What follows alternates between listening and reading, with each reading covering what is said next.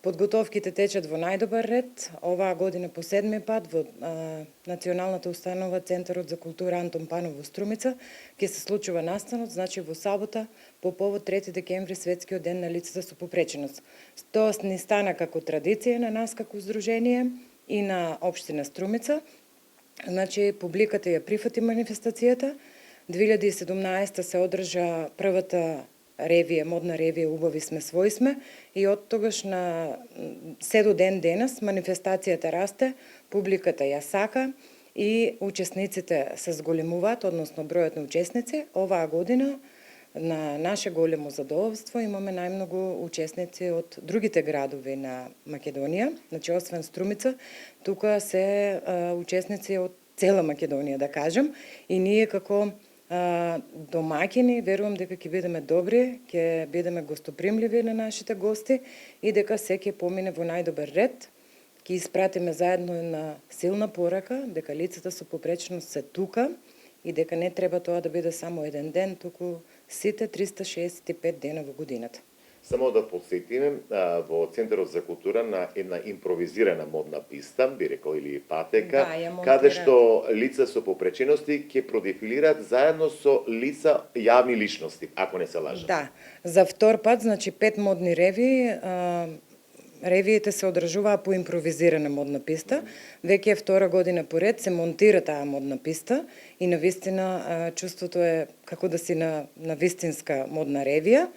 Децата кои што се со попреченост, односно децата со Даунов синдром, излегуваат придружувани од познати личности од јавниот живот и облечени во креации на познати светски наши модни куки и на некои бутици, односно обштествено одговорни компании од нашата општина и од цела Македонија. Тофекчиева, со оглед дека 7 години поред ја реализирате ова, односно седмото издание веќе следува, каква е состојбата тогаш пред 7 години и сега? Дали заедницата покажува интерес да се вклучи, да подаде рака и да ги прифатиме овие лица? Да, со оглед на тоа што вклучуваме, односно деца од основните училишта во Струмица и од средните, заедно со своите наставници сакаат да се вклучат во манифестацијата, значи сме испратиле јасна порака и сме прифатени од цела заедница. Се случува ученици, односно оделенија, да чекат по цела година за да може да се вклучат во настанот и да дадат свој допринос, односно да учествуваат на некој начин, дали ќе играт или ќе пеат. Навистина ми е мило што има голем интерес за самата манифестација и што живееме токму во една општина во која што лицата со попреченост се прифатени и сите заедно испраќаме една јасна порака дека треба да има соживот и треба овие лица да бидат инклузирани во нашето општество.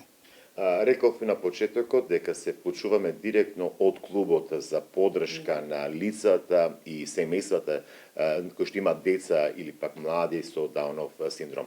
Можете да ни објасните како функционира овој клуб, која е целта, што Деца на сонцето, ако не се лажам, именува? Значи, Сдруженијето е формирано од 2009 година, веќе 14 години работи во однос на помош и поддршка на лицата со Даунов синдром и нивните семејства.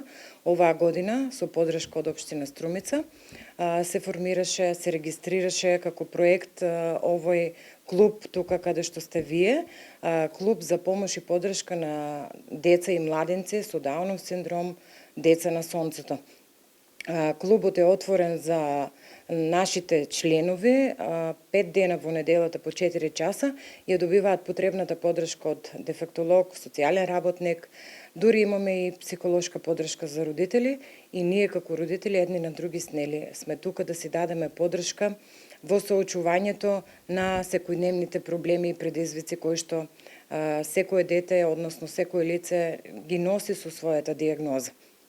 Дали вакви клубови се потребни во останатите градови со оглед да се помогат на семејствата? Па мислам дека Струмица е од секогаш била пример во однос на реализирањето на некои идеи за подобрување на условите за лицата со попреченост.